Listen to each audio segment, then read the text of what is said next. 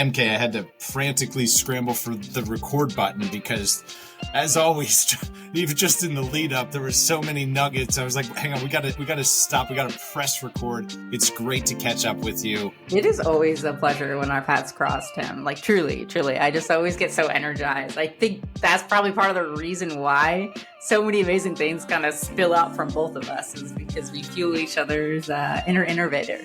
Welcome to Out of Home Insider, the first podcast for media and marketing executives that connects how offline attention drives conversion. My name is Tim Rowe, and for the past 3 years, I've been interviewing guests about their unique insights in bridging this misunderstood and undervalued opportunity for brands to create alchemy in the real world. Today's guest is MK Getler-Po. 10 years ago, MK was winning awards and caffeinating the greater Boston area as a manager at Starbucks. Today, just a decade later, MK is the CMO of Loop Tie, a gifting platform that is disrupting the traditional idea of putting your logo on a coffee mug and calling it a gift by focusing on sourcing gifts from small artisan makers to create a marketplace full of unique, actual gifts like handcrafted nesting bowls or a cowboy firepit grill. And every gift comes with the story of how it came to be, enabling connection with the artist while maintaining their ethos of being the first carbon regenerative platform of its kind. MK came up through the performance marketing ranks with stops at HubSpot, Birdeye, and Alyce before taking the reins at Loop Tie. And we talk about some really hard topics like balancing the responsibility of ethics and the bottom line while still being a marketer, and how to ensure that everyone from the consumer to the creator receives the value they're expecting. We discuss the importance of storytelling as an amplifier for your brand, no matter what tactics you choose to tell it, and how being a facilitator is not only a superpower, but also a skill to master in your career in pursuit of solving meaningful problems. So that's the big idea I'd like you to consider during this episode: facilitation. How can you facilitate something meaningful today, whether for your company, in your business, for your family, a friend, heck, even a stranger? How can you facilitate value creation today? In the spirit of facilitating value creation, I'd like to invite you to visit tryadscout.com. That's try, T-R-Y-A-D, ad, scout, S-C-O-U-T.com, tryadscout.com, and check out the first free public access directory for marketing in the real world. You can find everything from blimps to wrapped cars, billboard trucks to billboard boats, agency partners, everything in between, and connect directly for free. That's tryadscout.com. AdScout is simplified discovery for marketing in the real world. Now, without further ado, let's go. Welcome, everybody, to the Out of Home Insider Show, a podcast like no other, hosted by the one and only Tim Rowe. Get ready to have some knowledge dropped on you and to be entertained, because nothing's more valuable than food for your brain. So sit back, relax, we're about to dive in as the best industry podcast is about to begin. MK, I had to frantically scramble for the record button because, as always, even just in the lead up, there were so many nuggets. I was like, hang on, we gotta stop. We gotta press record. It's great to catch up with you. MK, thanks so much for being here. It is always a pleasure when our paths cross, Tim. Like truly. I just always get so energized. I think that's probably part of the reason why so many amazing things kind of spill out from both of us is because we fuel each other's inner innovator. I completely agree. The first time that we met was a couple years ago, and I was early on in a company called One Screen, and you said a few things then that I still use in talk tracks today, talking about the opportunity to educate and enable CMOs about the impact of out of home. And you're CMO of a B2B gifting company called Loop Tie, which I'm a big fan of personally. And I know that a lot of members of the audience are going to go check that out at some point during this conversation. But in developing more of this CMO perspective for our audience, something that I would love to get your take on right out of the gates is there's so much emphasis put on being at the right place at the right time in this modern marketing conversation, really driving for conversion. Where does connection with the audience, where does connection fit into a world that's so heavily driven by KPIs? I love this question. But I think when you frame up like being at the right place at the right time, a lot of times people use like luck in this. And I think there is some semblance of luck and serendipity, if you will, in how things unfold in life, both professionally, but also personally. And I think most folks who would tell you that they're lucky will tell you that it's actually advanced preparation and the intentionality of what they're doing. And so when I think a lot about the right place at the right time, really what that means to me is folks being prepared and then taking authenticity and their preparation around authenticity and intercepting those two components at the right time. And therein, you actually have the moment to make a connection with your audiences. And really, the brands that are winning today are the ones that are thinking about the intersection of their preparedness and the authenticity with which they are out there in showing up in the market in every space and every place.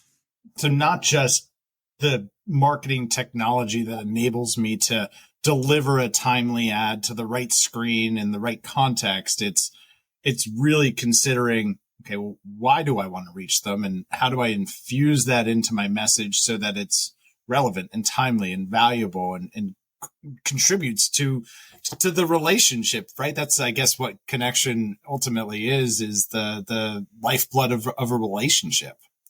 Absolutely. And I also think too that connection done well feels like an invitation. And I think a lot about this, like there is two ways that I see marketers and even sellers kind of showing up in the world. The first way, and the way that tends to complement scale, is actually transactional. It's, high volume, high velocity type of transacting your way through those connections that you're trying to forge. And most consumers have a pretty good sniff test of like what is authentic and what is designed for scale. And that transactional nature with which some folks kind of show up in, it could be their programmatic, ad spend. It could be, in their outbound outreach. It could be in so many different ways. It feels like a transaction. You feel like you're just kind of like another number kind of being crunched through the process.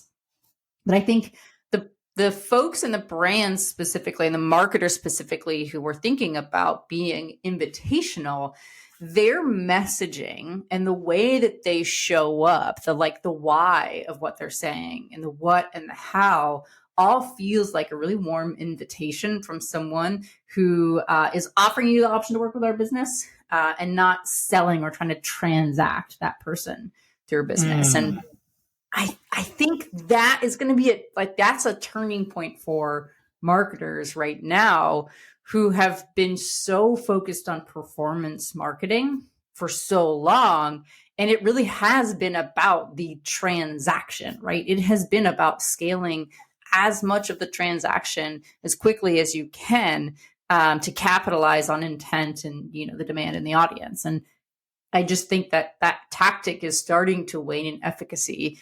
And so, and that's largely because we're desensitized to it as consumers, because we've been transacted at and to for so much of our careers, both actually not just our careers too, but our personal lives, that we're starting to dull our senses to that. And it's the folks that use their performance marketing, supplement it with connection, and think about being invitational, that are capturing the hearts, the minds, and of course, the wallets of folks who are so compelled by their positioning in market.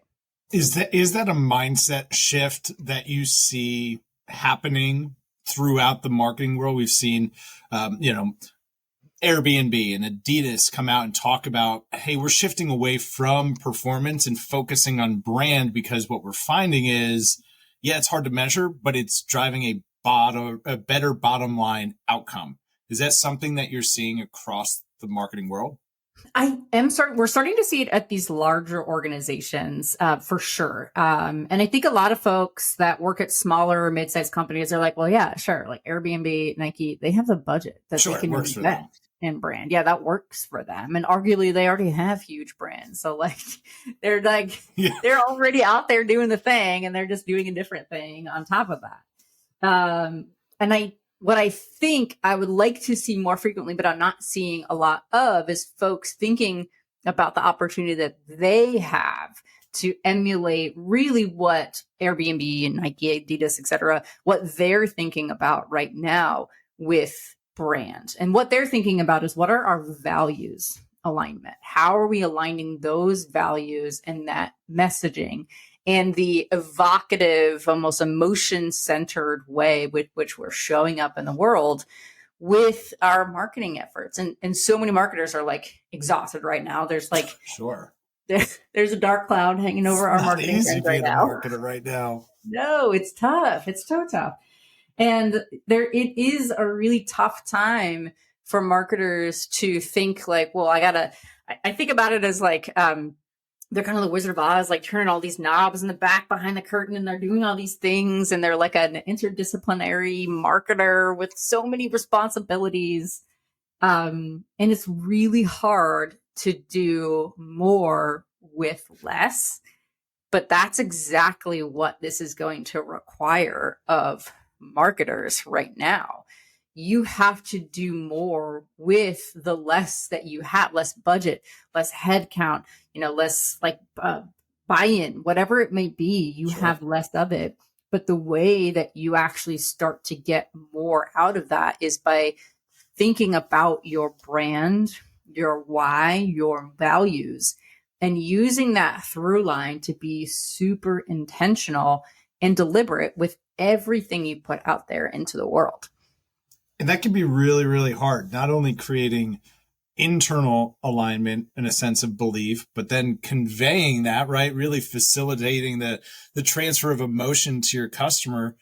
How do you, as a CMO, how do you approach aligning values internally and externally with key stakeholders and customers? How do you approach just that task of alignment?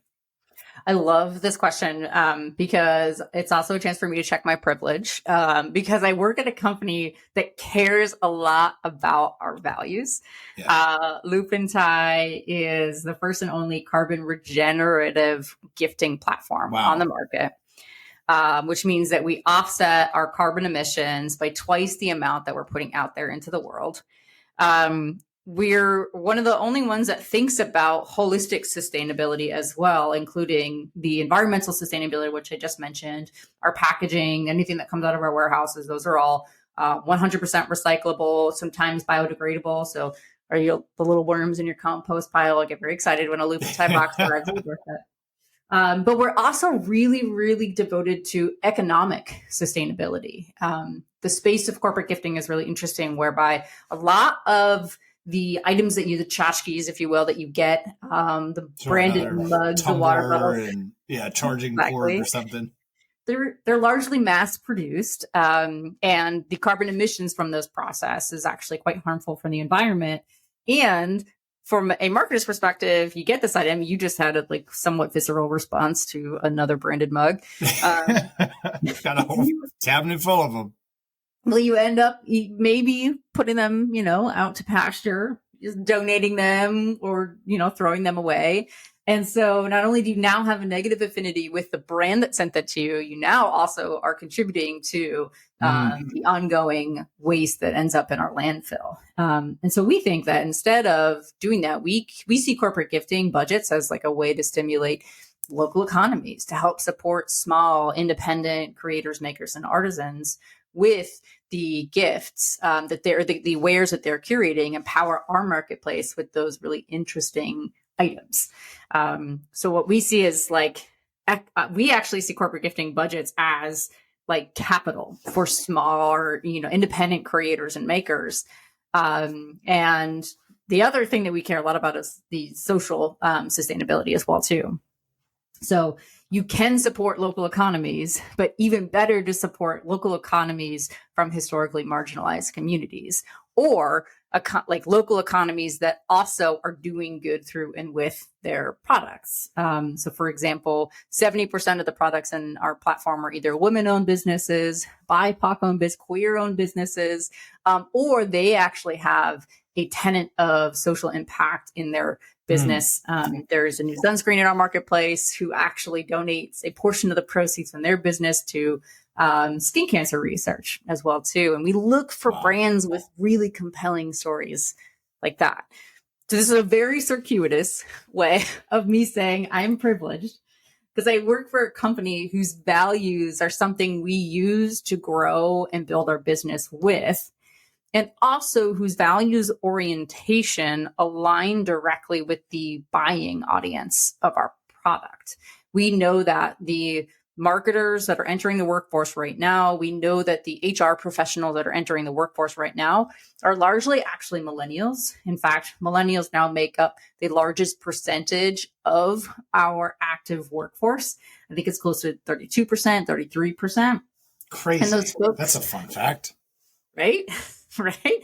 And those folks are like rising into positions of authority within their organizations, meaning they have budgets they can spend, or they're hiring and assembling teams to build out the strategy of their company. And they're looking for vendors. They're looking for tech providers, for solution providers whose values help propel their own personal and professional value systems as well.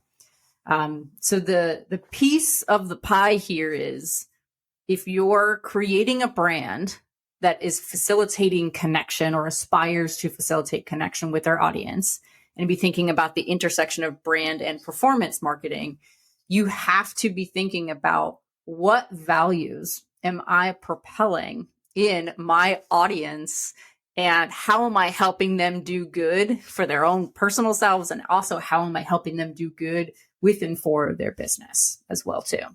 And that really comes back to the first piece of the conversation about creating connection. When you talk to people about the things they care about, whether that's through a billboard or through a Instagram story ad or however it's an email, whatever it is, a press release. Well, now I start to understand you and feel like you understand me a little bit better too. Exactly. It's exciting when you've got a very clear vision as a company, and the service and product that you provide is aligned to that. But maybe for somebody that is struggling with that, maybe they found product market fit and got traction, or they've scaled to a certain level and kind of woken up and realized, I don't know that my company has a defined set of values. How do you think about being close to the problem, crafting a solution, and integrating your values into that solution for the problem that is worth solving? Yeah, it's not an easy position to be in, to be the person who is thinking and looking around and being like, I'm not quite sure what our values are. Like, Sure. Not an easy position to be in. But it's a position that is a really valuable one with an organization, because without that person looking for values, without that person asking for it to be expressed through their brand, no brand is ever going to step out ahead of the curve and be part of a dialogue about something much bigger than themselves. Simon Sinek would call this like the infinite mindset versus the finite mindset. Organizations without the values, without the higher purpose why, are arguably there in the finite mindset. They are here for short-term goals. They're here for the here and now. And they're not thinking about the bigger picture for what they could stand for, and what the aspirational journey that the team is on is really culminating towards. There are no competitors in that world. There are like that really you are your own competitor. It's just the expansiveness of your mind and what's possible that starts to come in when you think about the infinite mindset. But I recognize that not every company is like that. And marketers have a unique position to gain alignment within the organization to be talking about and asking, like, what is our why? Like, what purpose do we serve? Like, how does that show up in our workforce? How does that value that we have about, uplifting underrepresented communities or historically marginalized communities, how does that show up in our hiring?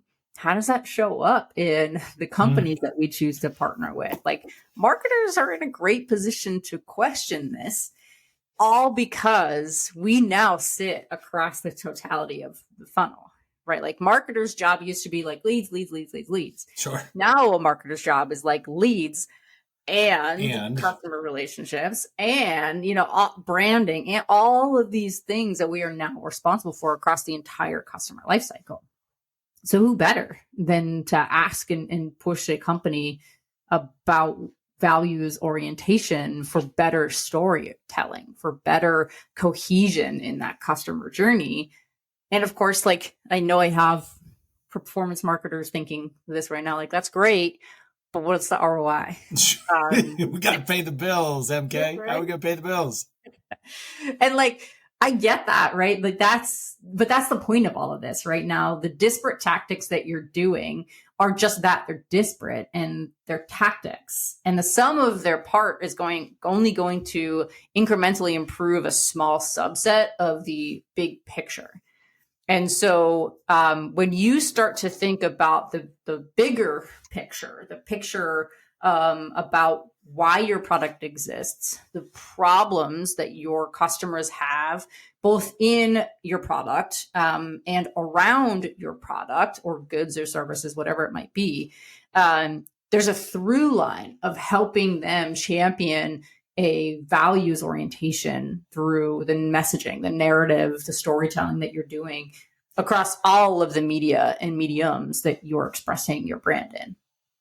How does the time horizon that we think about these things on, how does time either trick us or mislead us? How is time a variable in all of this? There's a long way for me to answer this question. So I will try not to go that route because of like time, like what is time?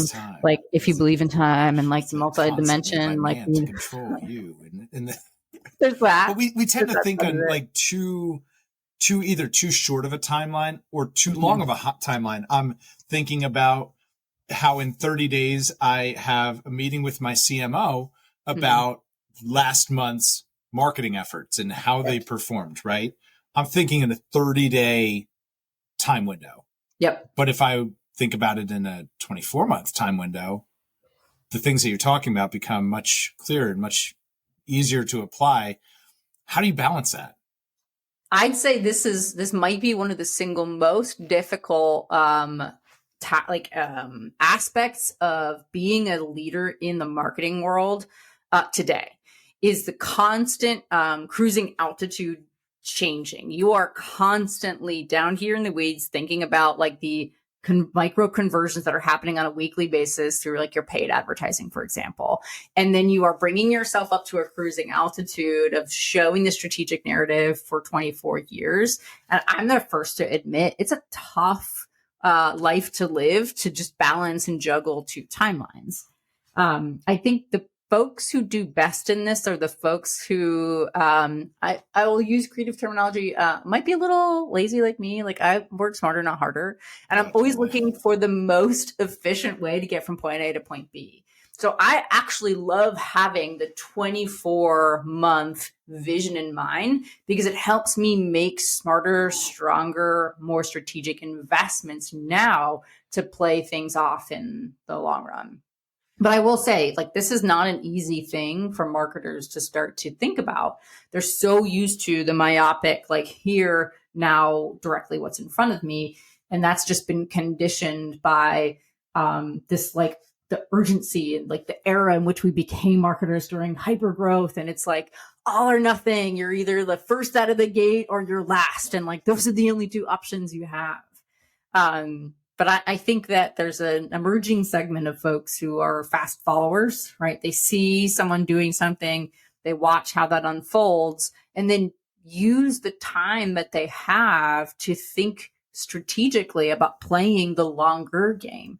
And that you don't have to be the first out of the gate. You can also be the person that fast follows right after that. We talked a little bit there about storytelling and storytelling being the amplifier to the marketing that you're doing. We think about out of home a lot in this way, in that a billboard, for example, it might have intrinsic value. It's 14 foot tall. It's 48 foot wide. It's on the high side of the highway, right? It's got these intrinsic qualities. but that the opportunity for a brand is to unlock the extrinsic properties and values of this, and being creative and doing something meaningful and capitalizing on what that opportunity for attention is. So that's how we think about amplifying a marketing message. But talk about how storytelling is the amplifier, and then tactically what the means to an end can be in delivering that story. Yeah, I think that storytelling is kind of a lost art in marketers right now. The long-term storytelling, like the Shakespearean story arc in your narrative, has kind of been lost because we've been so focused on the here and the now. And what's so interesting to me is that the brands that are thinking intentionally about their storytelling are the ones who are actually being put at the forefront, because their expression of the story and the mediums through which they're expressing that story is what catches fire with the folks who are really enamored with it. That person took the time to think intentionally about the story arc. And then we're also really intentional with how and where and why, most importantly, they're telling that story. I like to think about this like the olden days when ye olde town crier would go out there and like scream to the, out into the masses. And like that worked because that was the only like medium you had to tell people a story really quickly.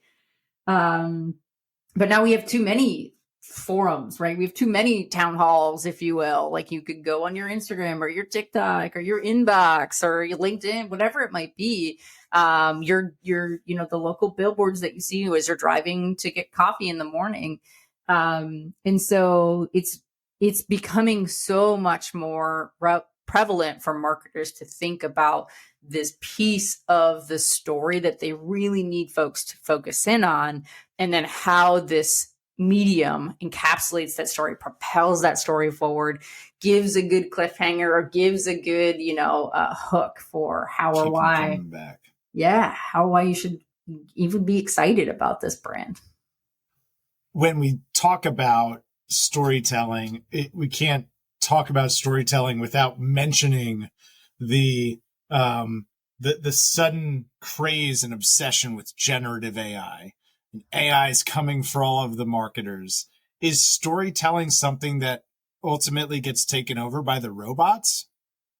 I think no, because the reason being, like, just like, I don't know if you've ever written like a line of code, or like you've ever done anything with JavaScript before. Like HTML is my maximum qualification on Hotmail. HTML, perfect example of what you can do with HTML. Even the like mail to HTML is a perfect example of this. Like the code that you put into the HTML has to be good for it to produce good results on the other side. You have to make sure your script is right. So good data, good, information in, good information out. And the same thing is going to happen with generative AI. I actually would love for us to think about it being like regenerative in a way, so that we can think more about like, how does this actually regenerate and recoup some of the time and energy that we are losing in our day-to-day because we're like button pushing and knob turning and lever, finessing. Yeah. This actually will free up creative space for the storytelling, for the values orientation in your brand expression. And the AI will just help put it out there faster and make sure that things happen as quickly as you want it to for the timing, the sequencing of the story that you're trying to tell. So I see it as personally, like I see it as a sigh of relief, because the performance marketing side of marketing was never my favorite. It was always the branding. It was always the storytelling, but it was a necessary evil because that was the best way to scale the story and the branding. And so now marketers get to market. Marketers get to reclaim what we used to be, which was really thoughtful storytellers who really understood our audiences, really understood the problems that they had both in or around your product, and could use that storytelling to be compelling, and to really start to galvanize hearts and minds around the right way forward. Hear ye, what's old is new again. I love it. That is something that we can all get excited about. That's just having more fun. Marketing should be fun. It should be fun. It's like the coolest job in the world is you get to tell stories. No, right? I love it. And I can always tell. So there was this like California, I've probably used this on another podcast or two, so apologies for being like redundant many, many times. But like, there was a California Dairy Farmers Association ad in like the late, maybe mid 90s. And it was that happy cows make happy cheese. Yes, I remember this. It was amazing. It was so great. And like, I loved that. Love cheese. Cheese does not love me, but it doesn't matter. We, as marketers, I'm not comparing us to cows by any stretch of imagination, but I am saying that happy marketers make happy marketing.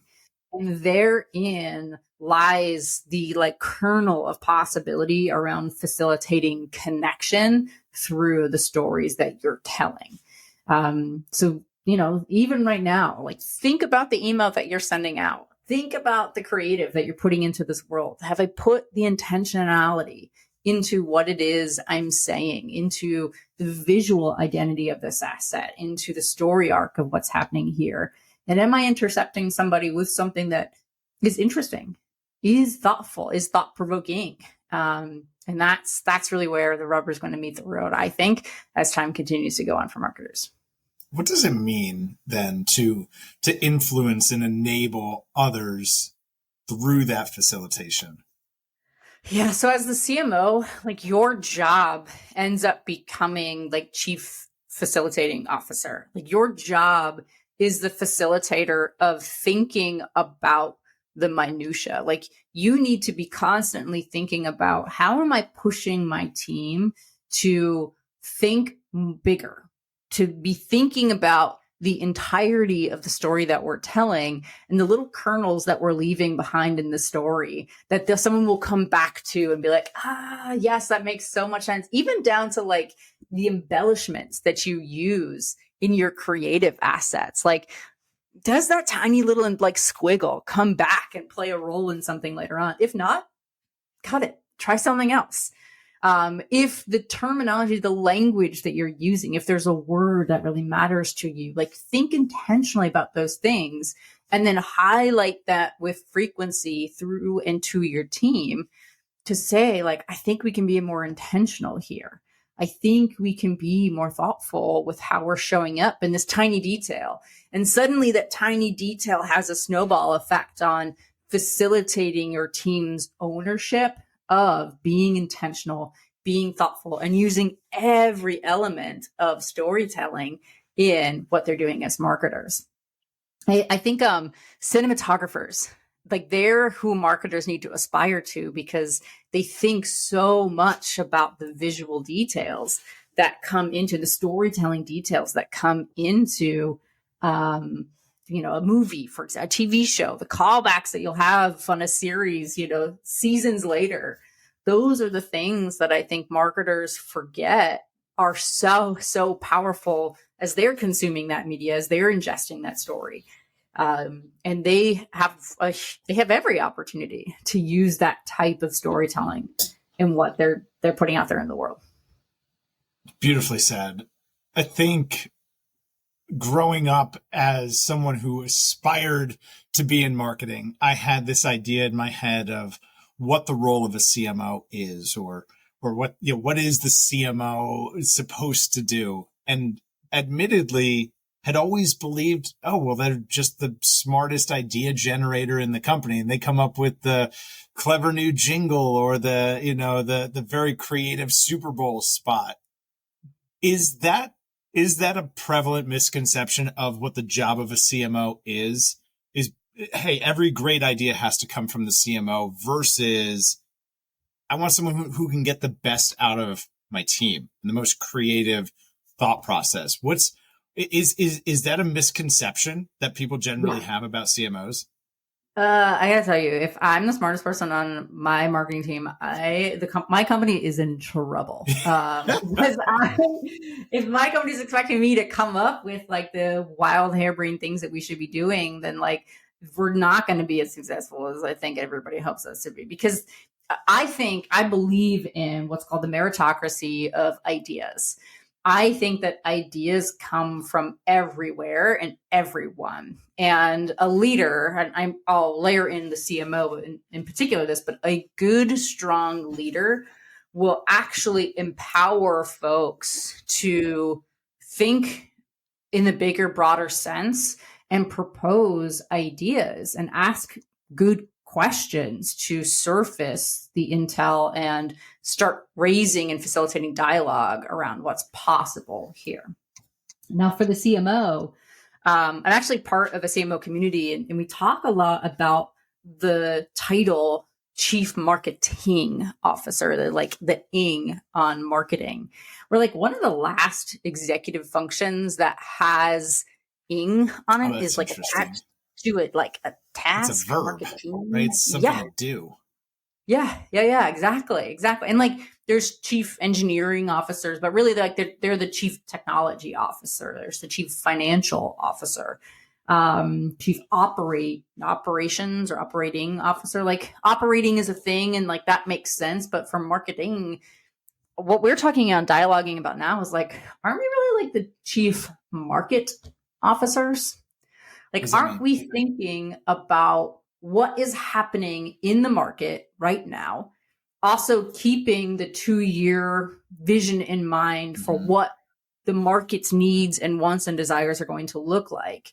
And our job is to basically take those two things and orient the company in the directive to achieve that 2-year ahead milestone and be out ahead of the curve of that.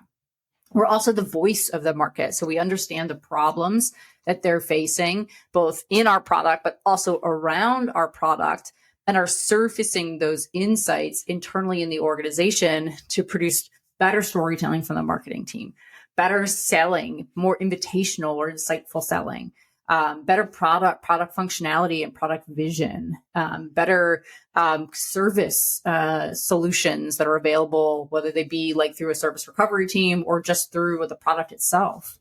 And so chief market officers have just started to rise to being the strategic advisor for the organization. And it's not just about the product leading the vision. It's about the story that informs the product that then the market can start to get excited about. And it's just that slight little dropping of 3 letters makes a huge difference on the role of that function for an entire organization. Fascinating. I'm excited that we were able to capture this little moment in time as the inflection point is taking place, and we can check back in a few years and see how much that has developed.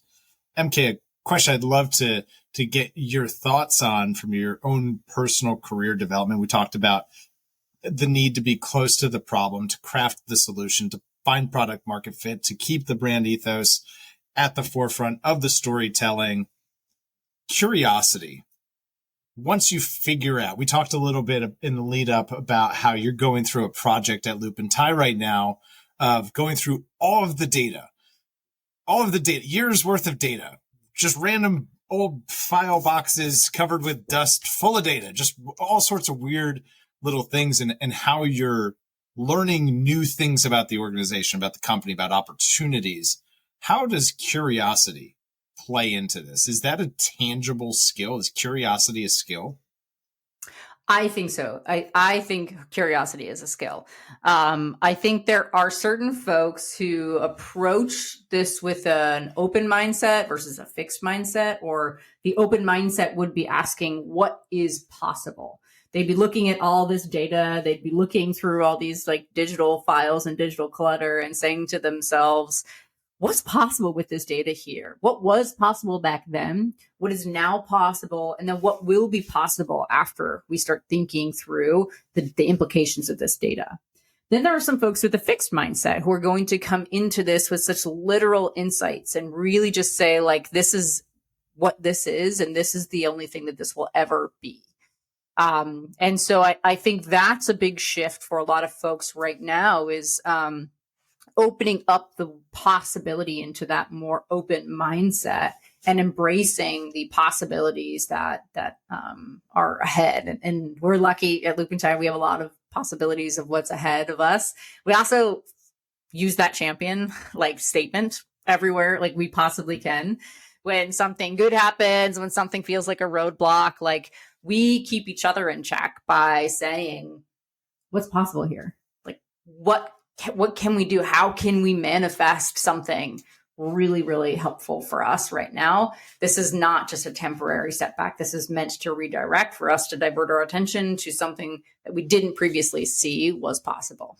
Right. That personal growth mindset, how that aggregates as a team and rolls up into a company, right? And that guiding principle, I'm sure, from the leadership structure down of this is an environment where we want to ask, what if?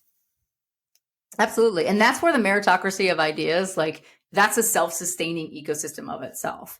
When you always foster the what is possible mindset, you then facilitate the idea curation from the team. So everyone and anyone can come up with the best, most innovative ideas for the organization. And it doesn't require a top-down hierarchical mindset to run and grow and scale a company. So we're all about that limitless possibility mindset. I love that. And same here. So agree with that. And it's something I'd instill into my son and folks that I engage with throughout the day is just like, there's so much opportunity to do something amazing today. Even if it's not something that you woke up with, that you were thinking about and just so anxious to do. Every day has possibility to be amazing. And it's a choice, right? That's a choice. That's something that we've talked about. For out of home at large, this is a global audience listening. It's founders from the buy and the sell side. So from the agencies and the publishers, business development teams from both. There's brands listening into this right now. But specifically for the global out of home community, what advice would you give to us on bridging the conversation between what we're talking about as an industry with ourselves and reaching out and having more, conversations like this with marketers at brands who are thinking about the things that you're thinking about? How would you recommend maybe potentially as a outreach or education? What are the things that are being under-delivered to you from our industry? You mean specifically the out-of-home industry or just like out of home, offline marketing, traditional media? It could be all of those things. I think that we kind of get lumped into that entire bucket, but the redheaded stepchildren in the room, the not always the first consideration for, some of the growing brands globally. Yeah, I think, and one of the reasons coming full circle in our conversation that when we first met, one of the things that you illuminated to me was how much creativity can be infused with an out-of-home activation. As a marketer who was forged in the ways of digital marketing, like out-of-home, you're right, was off my radar. I was never formally trained in it, never thought about it. I even worked, my prior employer was, outbound was bad. Like out of home, outbound was bad. Yeah, only inbound is the way to go. And so the stigma, unfortunately, pretty much eroded any potential for me to understand and learn more about that industry. So like that's one thing I would say, the education to what you were talking about is a huge opportunity there. The other thing that I think is also a misconceived perception about out of home is attainability. So when you think of creativity and attainability in the intersection of out-of-home advertising, so much is possible there. Like, wow, we talked about an activation during the holidays at an airport where people had gifts delivered for the passengers and they told Santa what they wanted. And when they got to their end destination, like such a cute activation. Beautiful storytelling about the compassion of an airline, of the magic of the holiday season and the magic of surprise and delight. And now I have such a positive, if not visceral reaction to this airline, I just think it's so, so cute and enamoring. And brands have the option to do that without having to eat up a massive portion of their budget. It's dedicating the space for the creative storytelling. It's thinking about the audience and that like the emotion that you'd hope to evoke, and then creative solutioning the activations around that experience to create something really memorable, which then breeds connection. MK, a question that I'm asking all guests now that I've borrowed from a podcast I love. It's called Invest Like the Best. And the host asks every guest this question as the closing question. I thought there's not a better closing question, so I'm going to steal it. What's the nicest thing anyone's ever done for you? Oof. I know. I am so lucky to just be surrounded by like incredibly nice, kind, generous people. So it's hard to pick just one. Oof. Maybe one that stands out recently, something that, you know what, let's pick something that someone on your team has done for you recently that would have otherwise gone unnoticed in a, typical setting. What's something that would otherwise have gone unnoticed that maybe we can give someone a shout out for? Yeah. Well, so my team, I like love my team. They know I love them. We're like obsessed with each other. We like LinkedIn, like high five each other all the time. Yeah. We like, Slack high five each other. We will all work. We don't see each other. But we just have a really good time. But an interesting thing that I love seeing in our team. Any chance you watch Ted Lasso? Oh yeah, love Ted Lasso. Yeah. Great out of home, by the way. Great out of home, right? So this new formation they're using for their team and their team structure. Sure. It's always playing football. I forget what the name of it is, but it's like essentially that the entire team, nobody has a fixed position on the team, and everybody is looking around to figure out what role am I playing in this moment at this time to help support the best outcomes for the team. And my team, I don't know that they know that they're playing this version of soccer in marketing. But the nicest thing that my team has been doing for me lately is moving their position around the field so that there is more time freed up for me to focus on the highest level priorities for the organization. They're coming into their own after having been at the company now. Like what our newest addition to the team has been here for 3 weeks, I think. Anne, shout out to Anne. Our second newest addition, we're a super small team. We're at Loop Tie. Bridget, she's been here since the beginning of January. And Molly is like the OG on the team, just like me. She started, was it late 2021, maybe early 2022. So we're all relatively new to this team. But the team has been knowing that the company needs me to be the chief market officer. They see me needing to focus on highest level long-term priorities, and they're just shifting to a different spot on the field to help me free up the capacity to do things I need to do to move the ball down the field for the team. So that's the nicest thing. They don't know. I don't even think they know that they're doing this, by the way.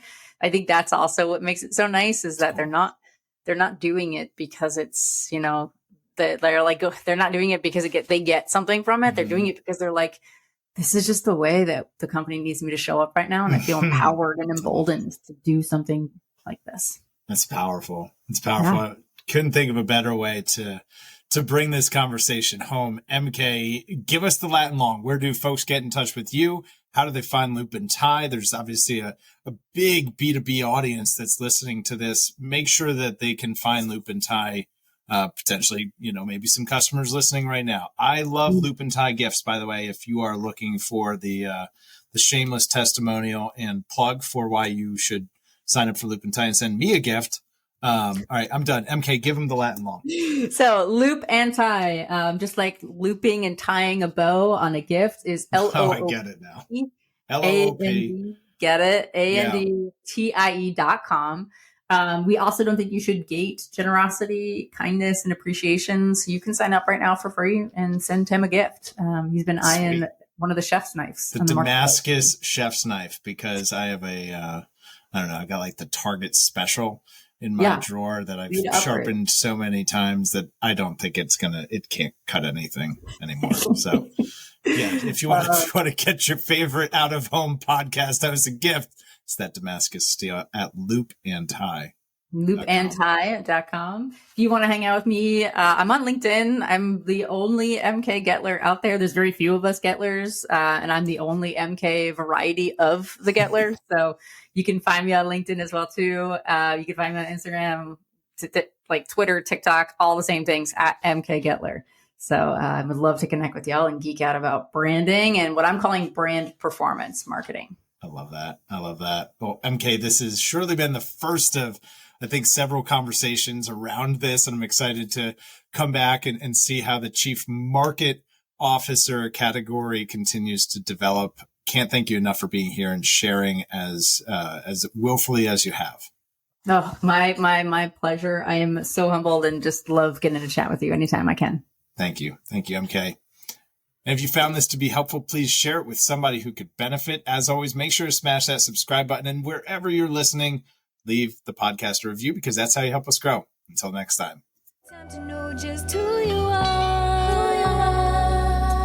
Quarter century, I finally came to my senses. I finally got my hand up on the tinted Benz, kid. I see the world clear through my tinted lenses. With the dream and the drive, the possibilities endless. Now print that, send this all the way to Tokyo. Take a trip down south, down to Mexico.